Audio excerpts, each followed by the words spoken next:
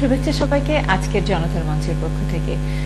গত জনতার মঞ্চে আমি ঘোষণা দিয়েছিলাম যে 21শে অক্টোবরের আগ পর্যন্ত জনতার মঞ্চ মঙ্গলবারের অনুষ্ঠানগুলো আমরা উৎসর্গ করেছি লন্ডন বরো অফ টাউন হ্যামলেটসের মেয়রাল ইলেকশনের উদ্দেশ্যে। অর্থাৎ এই মেয়রাল ইলেকশনে যে সমস্ত প্রার্থী বিভিন্ন দলের হয়ে কিংবা স্বতন্ত্র হিসেবে প্রতিদ্বন্দ্বিতা করছেন তাদেরকে এই জনতার মঞ্চে আমরা উপস্থাপন করবার চেষ্টা করব এবং তাদের কাছ থেকে জনগণের প্রতি যে অ্যাকাউন্টেবিলিটি, যে কমিটমেন্ট তারা দেখাতে চাইছেন বা তারা দাবি করছেন যে তারা সেজন্য তারা প্রার্থী হিসেবে মনোনয়ন পেয়েছেন এবং তারা জনগণের জন্য কাজ করতে চান, এই প্ল্যাটফর্মটি হবে সেই প্ল্যাটফর্ম যেখানে তারা জনগণের উদ্দেশ্যে তাদের অবস্থান তুলে ধরবার সুযোগ পাবেন। জনগণ সরাসরি টাউন হ্যামলেটসের, বিশেষ করে টাউন হ্যামলেটসের বাসিন্দারা সরাসরি তাদের সঙ্গে কথা বলতে পারবেন, তাদের প্রশ্ন তুলে দিতে পারবেন প্রার্থীদের কাছে এবং অবশ্যই প্রার্থীরা সেই সেন্স অফ অ্যাকাউন্টেবিলিটি এবং রেসপন্সিবিলিটি এবং কমিটমেন্ট থেকে সেই প্রশ্নগুলোর উত্তর দেবার চেষ্টা করবেন। অর্থাৎ জবাবদিহিতার একটি সুযোগ এই প্রার্থীদের সামনে আমরা সৃষ্টি করে দিতে চাই এই অনুষ্ঠানের মাধ্যমে। এবং তারই সূত্র ধরে আমরা গত অনুষ্ঠানে কনজারভেটিভ প্রার্থী ব্যারিস্টার নীল কিংকে আমন্ত্রণ জানিয়েছিলাম। আজকে আমরা আমন্ত্রণ জানিয়েছি লেবার দলীয় প্রার্থী London borough of town Hamlets কাউন্সিলের বর্তমান লিডার কাউন্সিলর জনাব হেলাল আব্বাসকে। ধন্যবাদ আপনাকে আমাদেরকে সময় দেওয়ার জন্য। ওয়ালাইকুম সালাম। জনাব হেলাল আব্বাসের রাজনীতিতে আগমন কোনো বিচ্ছিন্ন ঘটনা নয়, কিংবা কোইন্সিডেন্টলি তিনি রাজনীতিতে চলে এসছেন সেটাও নয়। বিলেতে বাঙালির বসবাস বহুদিন ধরে, কিন্তু এই বসবাসের একেবারে শেষ পর্যায়ে আমরা 2010-এর 6ই মে একটি অবিস্মরণীয় ঘটনা ঘটতে দেখেছি বাঙালি কমিউনিটির জন্য, এবং সেটা হচ্ছে এই প্রথমবারের মতো মূলধারার রাজনীতিতে, অর্থাৎ গণতন্ত্রের পাদপীঠ বলা হয় যে ব্রিটেনকে, সেই ব্রিটেনের পার্লামেন্টে এই প্রথম একজন বাংলাদেশি এমপি স্থান করে নিয়েছেন। এটা বিলেতে বাঙালি কমিউনিটির জন্য একটি অবিস্মরণীয় ঘটনা, এবং বলা যেতে পারে যে বিলেতে বাঙালি কমিউনিটির বসবাস পূর্ণতা পেয়েছে এই ঘটনার মধ্যে দিয়ে। তারই সূত্র ধরে 21শে অক্টোবর বাঙালি কমিউনিটি, টাউন হ্যামলেটসের বাঙালি কমিউনিটি বিশ্বাস করে যে আরো একটি অবিস্মরণীয় ঘটনা ঘটতে যাচ্ছে। সেটা হচ্ছে যে আমরা বাঙালি কমিউনিটি আশা করছে যে এই প্রথমবারের মতো লন্ডন বরো অফ টাউন হ্যামলেটসের এক্সিকিউটিভ মেয়র পদে একজন বাঙালি মেয়র স্থান করে নেবেন, এবং আমরা এটাও বলতে পারি যে এই প্রথম মূলধারার রাজনীতিতে একজন বাঙালি মেয়র অবস্থান পেতে পারে, এবং বাঙালি কমিউনিটি আমরা বিশ্বাস করি সেজন্য জোরে সোরে কাজ করছেন, এবং কে সুযোগ্য বাঙালি প্রার্থী সেই প্রার্থীকেই তারা মনোনয়ন দিয়ে এই মেয়র পদে আসীন করবেন বলে আমরা আশা করি। কাউন্সিলর হেলাল আব্বাস, যেটা আমি বলছিলাম, রাজনীতিতে এসেছেন সময়ের প্রয়োজনে। জনগণের মান উন্নয়নে কাজ করবার যে আকাঙ্ক্ষা, যে ইচ্ছে যুবক বয়স থেকেই তার ছিল, সেই ইচ্ছের সূত্র ধরেই তিনি রাজনীতিতে এসছেন। হঠাৎ করে রাজনীতিতে আসা কিংবা বিচ্ছিন্ন ঘটনা হিসেবে রাজনীতিতে আসা হেলাল আব্বাসের জীবনে ঘটেনি। 70-এর শেষের দিকে তিনি যুবক ছিলেন তখন, এবং বর্ণবাদী আন্দোলনে সক্রিয়ভাবে যুক্ত ছিলেন। সহযোদ্ধা আলতাব আলীর, আমার মনে আছে একটি অনুষ্ঠানে তিনি বলেছিলেন যে সহযোদ্ধা আলতাব আলীর মরদেহ নিয়ে যখন সবাই যাচ্ছিল মরদেহ দাফন করবার জন্য, সেদিন ব্রিটেনের আকাশ এমন অঝোর ধারায় ঝরছিল, তিনি বলছিলেন যে মনে হচ্ছিল সারা ব্রিটেন যেন তার শোকে পাথর। বিভিন্ন সামাজিক ইস্যুতে সেই যুবক বয়স থেকেই কাউন্সিলর আব্বাস ছিলেন সোচ্চার, এবং সামাজিক দায়বদ্ধতা থেকে সাধারণ মানুষের জীবনের মান উন্নয়ন করবার সেই ইচ্ছে সেই তরুণ বয়স থেকেই তার মধ্যে জাগ্রত ছিল। আসুন তার কাছে জানতে চাইব রাজনীতিতে আসার পেছনে কি কি কাজ বা কি কি ইচ্ছে কাজ করেছে, এবং সে সময় তার চিন্তা চেতনা কি ছিল। কাউন্সিলর আব্বাস, আপনি রাজনীতিতে এসেছেন, আপনি বিভিন্ন অনুষ্ঠানে বলেছেন এবং আমারও অনেক অনুষ্ঠানে বলেছেন যে রাজনীতিতে আসাটা আপনার কোনো বিচ্ছিন্ন ঘটনা ছিল না। এটা জীবনের প্রয়োজনে, সময়ের প্রয়োজনে, মানুষের জীবনের মান উন্নয়নের জন্য, বিশেষ করে সে সময় 70-এর দশকের কথা আমরা বলছি, তরুণ ছিলেন আপনি, বর্ণবাদী হামলার শিকার হয়েছেন আপনারা, নিজেদের অধিকার প্রতিষ্ঠার জন্য বিভিন্ন ক্ষেত্রে সংগ্রাম করেছেন। তো সেই সময়ের অভিজ্ঞতার কথা এবং কি করে মেইন স্ট্রিম পলিটিক্সের সঙ্গে যুক্ত হলেন সেই কথা যদি আমাদেরকে একটু বলেন।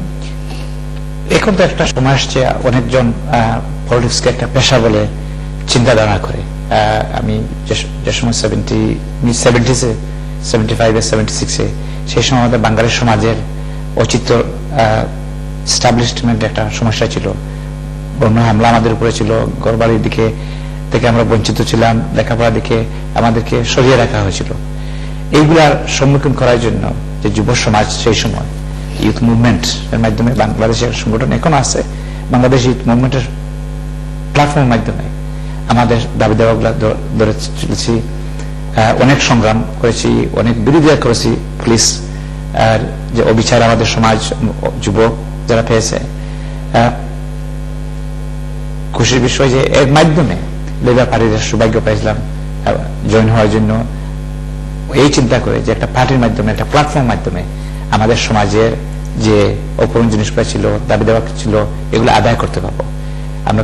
সেই সময় কোনোদিন আমাদের কেউ, শুধু আমি না, আমার অনেক কলিগরা ছিল, কেউ ধারণা ছিল না যে আমরা কাউন্সিলর বনবো, ক্যাবিনেট মেম্বার বনবো, লিডার বনবো, বা আজকে এমপি বনবো।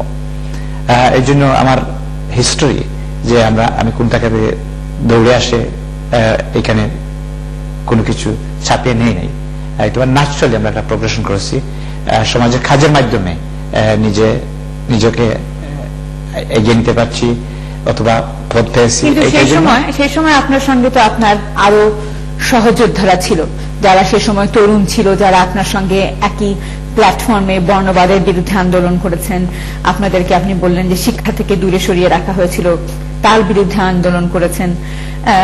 সমাজের সব ক্ষেত্রে নিজেদের অধিকার আদায়ের জন্য আপনারা সংগ্রাম করেছেন। তখন আপনারা তরুণ, কিন্তু আপনার সব সহযোদ্ধাই কিন্তু আপনার মতন এতটা প্যাশনেট ছিল না যে I need to be involved in mainstream politics, because at that point you must have realized that if you're not involved in mainstream politics, you cannot change the life of the people. From fringe থেকে, বাহির থেকে সংগ্রাম করে, হরতাল করে, picket করে, you can achieve a limited point. আমাদের সমাজের অনেক অপূরণ জিনিস রয়েছে, এইগুলো আদায় করার জন্য আমরা বাধ্য হয়েছি লেবার পার্টির সাহায্য নেওয়ার জন্য, লেবার পার্টির অংশ নেওয়ার জন্য। এর অংশের মাধ্যমে আমরা যেগুলো পেয়েছি, আমি মনে করি অনেকটা পেয়েছি, অনেকটা পাওয়ার দরকার রয়েছে। And in the process, I think it's a privilege for some of us have been rewarded with political positions, political promotions. এইটা আমাদের সমাজ আমাদেরকে দিয়েছে, আমাদের লোকজন আমাদেরকে দিয়েছে, আমার পৌরটা আমাদেরকে দিয়েছে। কিন্তু এইটার জন্য আমরা লেবার পার্টিতে আমি একজন ব্যক্তিগত জয়েন করি নাই। আমার সঙ্গে আমার অনেক বন্ধুরা এখনো আছে, অনেকজন বিভিন্ন ক্ষেত্রে বিভিন্ন দিকে চলে গেছে। বাট আমি সমাজের স্বার্থের জন্য, সমাজের পক্ষের জন্য, সমাজের সাথে আগেও ছিলাম, এখনো আছি, ইনশাআল্লাহ আগামীতেও থাকবো। লেবার পার্টিতে আপনি যখন জয়েন করলেন তখন আপনাদের সেই সংগ্রামটাও অত সহজ ছিল না। You didn't have an easy ride যে লেবার পার্টিতে জয়েন করলাম এবং আজকে আমি লিডার হয়ে গেলাম। আমাদেরকে যদি বলেন যে সেই সময় আপনার এই মূলধারার রাজনীতিতে যুক্ত হওয়াটা একটা কঠিন সংগ্রাম ছিল সে সময় আপনাদের একজন বাঙালি তরুণের জন্য। লেবার পার্টিতে সেই সময় আমাদের যে লেভেলের প্রেজেন্স আছে, আমাদের যে সংখ্যা আছে, সেই সময় লেবার পার্টিতে আমাদের লোকজন খুব কম ছিল। আর আমাদের লোকজন যদি কম থাকে, যে কোনো জায়গাতে গিয়ে আপনার দাবি দাবাগুলো আদায় করা খুব কঠিন হয়। এই জন্য লেবার পার্টির মধ্যে আমাদের অনেকটা সংগ্রাম করতে হচ্ছে, এখনো আমরা করছি।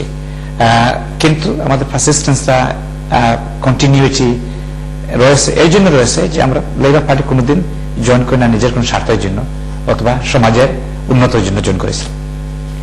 আপনি বলছিলেন যে ইউ আর রিওয়ার্ডেড, বাট আমার যেটা আপনার কাছে প্রশ্ন হবে যে এটা একটা টু ওয়ে প্রসেস। জনগণ আপনাকে সমর্থন দিয়েছে আপনার কাজের জন্য, পাশাপাশি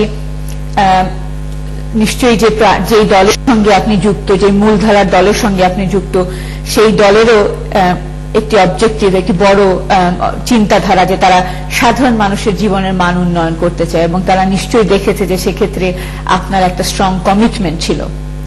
so how was that two were put together, জনগণের সমর্থন এবং আপনার যে দল, সেই দল felt যে you have the passion to improve or change the life of the common people. I think it's important to get the balance right.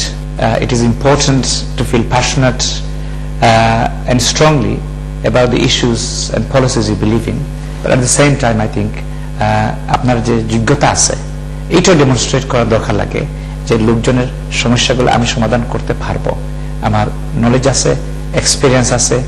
এইটা খালি নিজে বললে হবে না, এটা লোকজন আপনার আশেপাশে যারা আছে তাদেরকেও মেনে নিতে হবে। এই জন্য আমি মনে করি যে রিওয়ার্ডটা আমরা পেয়েছি কাউন্সিলর বনে, এই রিওয়ার্ডটা আমাদের প্রাইমারি অবজেক্টিভ ছিল না। প্রাইমারি অবজেক্টিভ, প্রথম অবজেক্টিভ আমাদের ছিল যে কিভাবে আমাদের সমাজের উন্নতটা আমরা করতে পারি। আর এইটা যারা প্রমাণ করেছে এরা পলিটিক্যালি অনেক এগিয়ে আসছে, অথবা আশা করছি আগামীতে আরো আগিয়ে প্রোগ্রেস হবে। কি কি ধরনের যোগ্যতা আপনার জন্য কাজ করেছে বলে আপনি মনে করেন? আমি সততা একটা জিনিস দরকার, you have sincere and honest. আর একটা আপনার লোকজনের সঙ্গে আপনার মিলামেশা দরকার, ওদের দুঃখ বোঝার আপনার সময় দরকার, পরিশ্রমের দরকার। আর পলিটিক্যাল চেঞ্জ গুলো সহজে আসে না, একদিনে আসে না, একজনের পক্ষ আনা সম্ভব হয় না, সবার সঙ্গে মিলে মিশে কাজ করতে হয়। অর্থাৎ আপনি বলছেন যে দলের এটি, মানে আপনি তখন সে সময় নিশ্চয়ই অনুধাবন করেছিলেন যে একটি প্রধান বা মূলধারার রাজনৈতিক দলের সঙ্গে আপনাকে যুক্ত হবে যদি আপনি পরিবর্তন আনতে চান। আপনি যেটা বলছিলেন যে রাস্তায় পিকেটিং বা হরতাল করে ক্ষণিকের ফেম হয়তো পাওয়া যায়, কিন্তু সেটাকে পারসিস্টেন্ট করার জন্য এবং কনসিস্টেন্ট করার জন্য আপনাকে মূলধারার রাজনীতি গিয়ে পরিবর্তনটা আনতে হবে। এটা লেবার পার্টির যারা মেম্বার হয়েছে যদি খেয়াল করে, ওরা যদি মেম্বারশিপ কার্ডটা পড়ে, কার্ডের পিছনে লেখা আছে একা আমি কিছুটা লাভ করতে পারবো, কিন্তু মিলেমিশে